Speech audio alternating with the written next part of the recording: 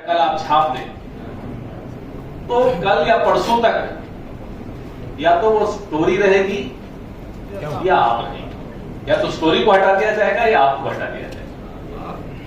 Prime minister office हमने बहुत प्रधानमंत्री देखे, आपने देखे, लेकिन ये प्रधानमंत्री का जो कार्यालय है इसमें एक मायावी हिरन है, हिरन जोशी, हिरन जो भी आप माने, जो इस देश की पत्रकारिता का अपहरण करके ले जाते हैं। सुना आजकल वो हिरन परेशानी में है, कोई और खरगोश, चीता, गीदड़ कोई आ जाएगा प्राइम मिनिस्टर ऑफिस में, जो आपको पत्रकारिता नहीं करने देगा, 62,000 करोड़ के घोटाले के विषय में न छापने देगा न चलाने देगा। ये बिहार में हुआ है। 1 रुपए में, 1 रुपए प्रति एकड़ में 1050 एकड़ जमीन पीरपैंती में, सारी खुदाई एक तरफ, गौतम भाई एक तरफ, उनको दे, गौतम अदानी को दे।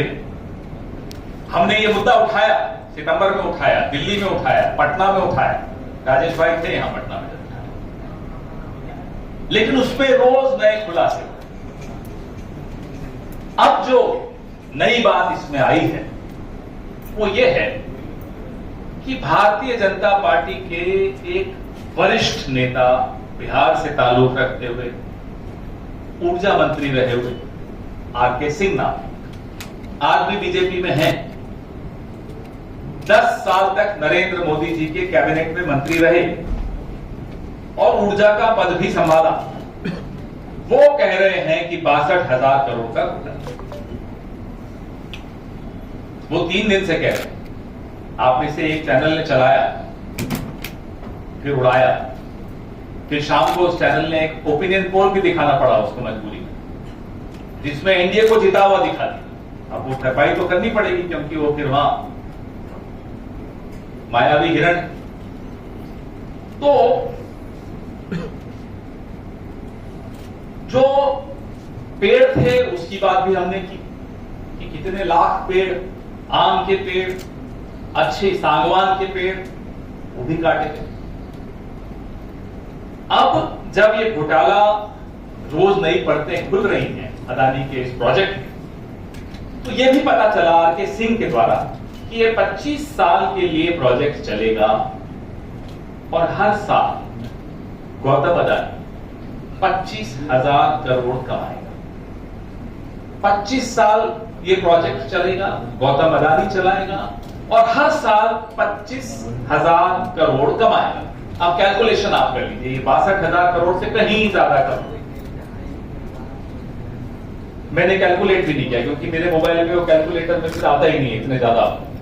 तो अब आपके पास कोई एडवांस कैलकुलेटर हो तो करके देखिए। अब ये एक शक्ति नाम की नीति है भारत सरकार। इस प्रोजेक्ट को गौतम अदानी को दिलवाने के लिए शक्ति नीति में बदलाव किया गया। बदलाव सीधा प्रधानमंत्री के स्तर पर, यह भी मैं आगे आपके सामने खुलासा करूंगा।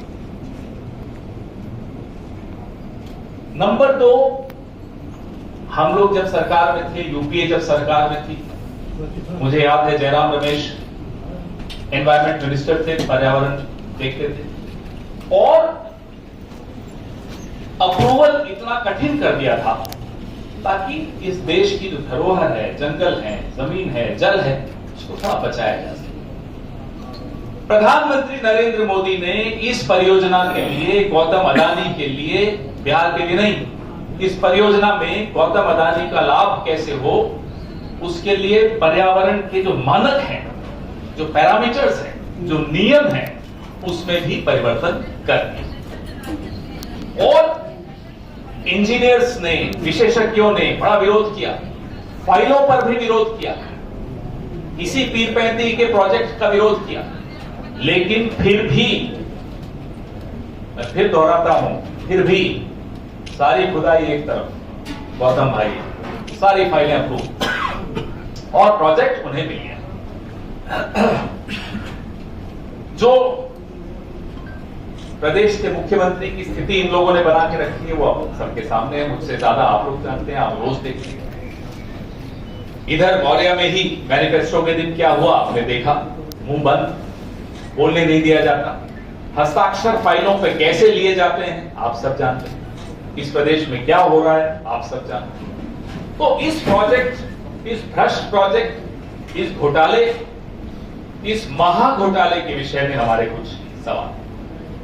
क्या ऊर्जा मंत्रालय, भारत सरकार, बिहार सरकार की फीजिबिलिटी रिपोर्ट को जबरदस्ती संशोधित करवाया और एक सौर परियोजना को थर्मल परियोजना में परिवर्तित। ओरिजिनली ये सौर परियोजना है, दिल्ली से डंडा चला और इसको थर्मल प्रोजेक्ट में परिवर्तित।